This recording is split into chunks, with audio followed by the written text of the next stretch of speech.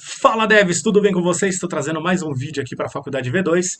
Meu nome é Claudemir, trazendo aqui para vocês aqui. Eu trabalho na área de entregas de sistemas, sou head de fábrica e hoje eu vou estar trazendo uma entrevista aqui super bacana. Como vocês sabem, a faculdade ela já traz aí um boom tecnológico em aprendizado para você que quer se aperfeiçoar na área de linguagem, quer ser um grande desenvolvedor. Hoje nós estamos combatendo um bate-papo muito legal aqui, uma entrevista muito bacana para a gente conhecer essa pessoa, de como foi sua trajetória.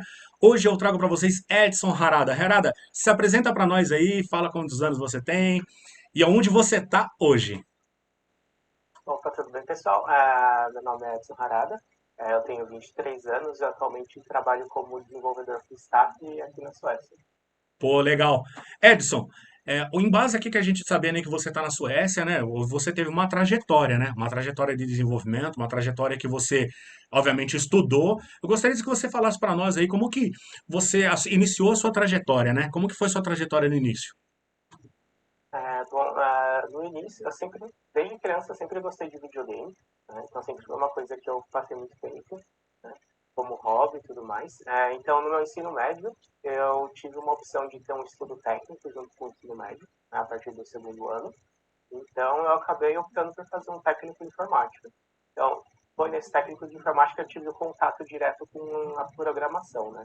Então, a partir de lá, eu comecei a gostar muito. Então, sempre foi uma coisa que eu realmente queria trabalhar com isso também para ver se era uma coisa que eu queria realmente para minha vida, né? Ou seria alguma coisa passageira, mas pelo que parece que foi, né? Legal. E no começo da sua trajetória, você já era um full stack como você está hoje, ou como que você começou? Bom, no primeiro emprego que eu tive foi logo depois do ensino médio, né? No mesmo período que eu comecei a faculdade. Então, nesse emprego eu trabalhava somente com back-end em .NET. E na época que a gente usava era C Sharp e também a gente usava bastante ASP.NET junto. Legal. Em base aí, cara, os devs aí estão olhando aqui, vão ver esse vídeo aqui, obviamente vão ouvir sua trajetória. Eu gostaria que você falasse um pouquinho que como você chegou aí na faculdade V2, como foi sua trajetória na IV2 com questão de aprendizado. Então, eu vou falar um pouquinho antes da EV2, né? Então, logo depois do meu primeiro emprego, que eu trabalhei bastante com C Sharp, realmente back-end, foi numa parte de uma empresa bancária, né? Depois de passar um tempinho nessa empresa, um ano mais ou menos, eu fui para o meu segundo emprego. Eu trabalhei numa empresa de logística que também utilizava C Sharp e .NET Framework. E no meu terceiro emprego, realmente foi quando eu entrei para a EV2, né? Então, quando eu comecei na EV2, eu já tinha essa carga de back-end, porém eu não tinha bastante conhecimento em front-end. Obviamente eu conseguiria fazer as coisas, mas não era aquilo que você falaria, nossa, eu tenho experiência ou me sinto ok em fazer as coisas no front-end. Então, trabalhando na MV2, eu tive um crescimento absurdo em relação a front-end. Eu também aprendi bastante com o back-end em Java, né? Então, a partir disso, eu tive esse crescimento, né, nessa empresa, que possibilitou que eu trabalhasse aqui na Suécia. Então você teve uma capacitação para você hoje estar aí na Suécia. Aí eu te pergunto, como que você chegou na Suécia? Qual foram os passos que você teve depois da IV2, com todo o aprendizado que você ganhou? Como que você conseguiu chegar na Suécia hoje? Bom, enquanto eu trabalhava na EV2, eu tinha decidido que eu aprenderia mais inglês, porque como a maior parte das pessoas vão perceber ou já sabem, é, boa parte das documentações que a gente possui para TI são em inglês. Caso estejam em português, às vezes não são realmente uma coisa muito nova, né? Então, apesar de eu já ter estudado vários anos, eu queria ter um certificado, porque com um certificado eu poderia fazer, por exemplo, uma especialização fora, ou fazer alguma faculdade, ou alguma coisa assim. Então, enquanto eu trabalhava na IV2, eu decidi que eu tiraria essa certificação. Eu acabei indo para a Irlanda, estudar lá. E nesse meio período que eu fiquei na Irlanda por 6 meses, eu continuei trabalhando para a EV2, que foi uma coisa muito legal. E continuei estudando inglês, né? Eu tive alguns encontros de networking na Irlanda e acabei conhecendo o pessoal que trabalhava aqui na Suécia. Então, da Irlanda, estudando inglês e trabalhando com a EV2, eu vim aqui para a Suécia, no emprego que eu estou hoje. Legal, Hanada. Uma coisa que eu peguei dois ganchos muito interessantes, né? O lado bom é o network que você conquistou aí dentro, né? Que essa área ela traz isso, né? De legal para nós. Mas também você mostrou aí que o home office também funciona, né? Funcionou bem para você? O que que você sente sobre o home office? Realmente precisa estar em corpo físico ali dentro da empresa ou para você se aprova o home office hoje, que a tecnologia fica até fácil para se trabalhar? Você concorda com isso? Bom, na minha opinião, depende muito da cultura da empresa, né? Mas como a cultura normalmente das empresas de TI sempre é focado mais em você ir lá fazer o serviço, né? Não tem essa necessidade de você realmente estar lá. Isso facilita muito. Então, por exemplo, tanto na IV2 quanto na empresa que eu trabalho hoje, você realmente vai ter os seus projetos, as suas tarefas que você precisa executar, né? Então, realmente você não tem essa necessidade de estar no seu emprego, no seu trabalho, para conseguir executar elas, né? A única coisa que realmente no começo para mim foi um pouco mais difícil é aquela parte, como você não está na empresa, você não tem realmente esse período fixo de trabalho, né? Você não tem, por exemplo, digamos, alguém para ficar te observando, ou um tempo que você sabe que esse tempo é do meu trabalho. Então, quando você começa a trabalhar no home office, você tem que aprender a manusear seu tempo, né, controlar o seu tempo, mas apesar disso, eu acho que é muito mais fácil de você se focar, né? Mas isso realmente vai depender de pessoa a pessoa. Legal. Mas hoje é uma tendência, né? O home office ele funciona muito bem, né? A tecnologia nos ajuda, né? Você tem o cloud hoje para subir uma aplicação, você tem as ferramentas hoje dos editores que te ajudam isso, a publicar essa aplicação sua. Hoje aí na Suécia você está trabalhando com quais linguagens? Bom, atualmente eu trabalho bastante com front-end, então a gente utiliza Vue.js.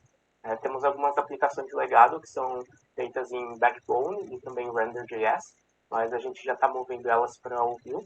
A gente também tem algumas aplicações em Nuxt, que seria basicamente um Vue.js, mas com server-side, né? E nessa parte de back-end da minha empresa a gente trabalha bastante com .NET Core. Então temos as aplicações novas em .NET Core e também temos algumas aplicações antigas em .NET Framework que a gente está em migração para o .NET Core. Também nessa parte da minha empresa a gente utiliza bastante cloud, né? Então, por exemplo, na parte web a gente utiliza bastante a AWS, na parte do backend Azure, e a gente também usa a Google Cloud para alguns serviços. Então, dependendo da situação que a gente precisa, a gente pega uma cloud em específico, porque ela vai ter alguns benefícios que outras não têm. Legal. Em base, hoje o que que você poderia dizer para os devs? Quais são as dicas que você daria para os devs que estão iniciando hoje ou que já iniciaram nessa área de tecnologia? Eu diria para os desenvolvedores duas coisas, né? Tem muitas pessoas que às vezes pensam em ir para fora, que falam, nossa, não vão ter chance, né, com outros desenvolvedores, mas uma coisa que eu percebi aqui é que o desenvolvedor brasileiro ele tem um nível relativamente bom. Sempre tem aquela síndrome, né, de vira-lata, mas você realmente percebe que o nosso nível é muito alto, tanto por muitas pessoas da nossa área de TI, né, dos desenvolvedores brasileiros, terem contato bem mais cedo, né, com um trabalho, com realmente você usar, e não ficar nessa parte tão técnica de só aprender e ler as coisas que a gente tem tanto assim em faculdades comuns, né? Então, essa seria a minha primeira dica. A minha segunda dica seria, então, para as pessoas realmente, conhecimento nunca é demais, né? Então, não é uma coisa que você vai perder tempo, você nunca tem que pensar desse jeito, porque mesmo que você teste, use, vê assim, realmente não é tão útil quanto eu pensava, você vai aprender alguma coisa com aquilo, né? Então, sempre que sai coisa nova, então sai Go, sai .NET Core, sai Rust, sai outras essas linguagens novas, Flutter, né, que está crescendo bastante, você pode passar um tempo estudando elas, então você vai perceber que muitas delas vão ter peculiaridades que são pontos positivos e negativos, né? Então, dependendo do projeto que você quer seguir, você sabe com qual é mais fácil de se lidar, quais situações é melhor utilizar cada uma. Então, sempre estudem bastante. E também, para quem está começando, não deixem de estudar sobre linguagens antigas, porque existem muitas empresas que possuem sistema legado. Então, isso vai agregar bastante. Apesar de que você não use, vai ser uma coisa que você vai aprender e vão ter diversas vagas que vão solicitar ela. Legal, Harada. Pô, é uma conversa bacana aqui com você, mas eu não poderia deixar uma pergunta que é muito importante para quem está iniciando, vai iniciar, se você tem planos para o seu futuro na área de tecnologia. O que que você visa para lá na frente, olhando as tendências, né? Bom, eu acredito que uma das coisas que realmente vale a pena estudar, apesar de não ser uma coisa que eu recomendaria para quem está iniciando, mas seria realmente essa parte de Big Data, tanto com IA e Data Warehouse, essas coisas, porque informação é uma coisa muito valiosa que a gente possui hoje. Então, apesar de você ter uma aplicação front-end, as informações que você consegue tirar do usuário, por exemplo, assim, a idade dele, de onde ele está acessando o seu site, realmente o público-alvo que você quer atingir, essas informações são muito valiosas, tanto para a sua empresa quanto para atingir um objetivo que você quer. Porque essas partes que você começa a pegar de cada aplicação, você consegue utilizar para melhorar o seu produto, melhorar a sua aplicação. Então, por exemplo, na minha empresa a gente tem alguns cenários que a gente quer atingir um público que não possui uma internet tão boa. Então, são países, por exemplo, na Nigéria, alguns países na África, a gente sabe que eles não possuem uma internet tão boa quanto, por exemplo, aqui na Europa. Então, a gente sabe que a gente não pode utilizar, por exemplo, um framework pesado. É, a gente não pode utilizar também alguma coisa que realmente necessite muitos recursos para a gente conseguir acessar ela. Então, sabendo o público-alvo, essas informações que a gente consegue pegar, você melhora tanto o seu programa, quanto você ajuda a sua empresa a atingir os objetivos dela. Legal, Edson. Pô, olhando o âmbito aí de pessoas, todo olhando o mercado, né? A tecnologia ela visa isso, né? Para chegar muito mais fácil às pessoas que têm um pouco de dificuldade realmente com a internet, com outras coisas. Cara, queria te agradecer aí pela sua participação, pela essa entrevista, pelo seu tempo. É muito importante os devs ouvir isso de você, porque hoje a Faculdade V2 está aqui para agregar com essas pessoas, de trazer esse conteúdo prático, conteúdo teórico, para eles crescerem tecnologicamente e, obviamente, dar um boom aí na área de tecnologia e ser um grande desenvolvedor. Então, obrigado aí pela sua presença, viu, cara? Ah, que isso, o prazer é meu. Então, estudem bastante, gente, aproveitem essa oportunidade e não deixem de praticar nada que vocês aprendam, tá? Realmente pratiquem e estudem cada vez mais. Maravilha. Bom, Devs, é isso aí. Trouxe esse vídeo para vocês. O Harada está aqui com a gente. Fez essa entrevista, esse bate-papo muito legal, até onde a trajetória dele alcançou. Hoje o cara está na Suécia, está lá crescendo tecnologicamente em conhecimento, pegando as informações, network muito legal. É muito importante você estar antenado com essas tendências lá fora. Ele vai vir com uma bagagem muito grande e aí no futuro pode ser você, Dev.